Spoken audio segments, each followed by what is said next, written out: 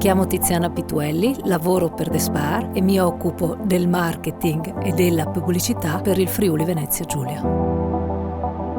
Raccogliere fondi per aiutare il territorio è una delle nostre missioni più importanti. È un gesto di gratitudine nei confronti di tutte quelle persone che da decenni ripongono in Despar fiducia e che ci hanno permesso di crescere e di essere la grande azienda di oggi. Nel 2016 Despar, grazie alla sensibilità e alla generosità dei nostri clienti, ha raccolto oltre 555.000 euro, di cui 355.000 in Friuli Venezia Giulia.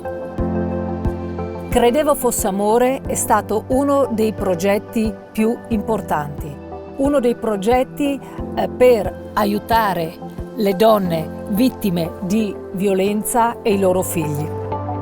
Sono Pierpaolo Pilinini, direttore della struttura operativa complessa di pronto soccorso e medicina d'urgenza dell'ospedale civile di Tolmezzo. Mediamente abbiamo circa 2-3 casi di vittime della violenza al mese.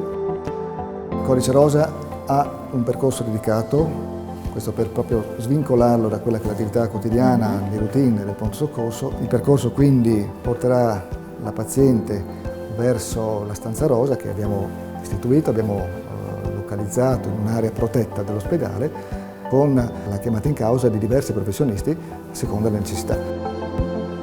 Con questo progetto abbiamo raccolto 120.000 euro.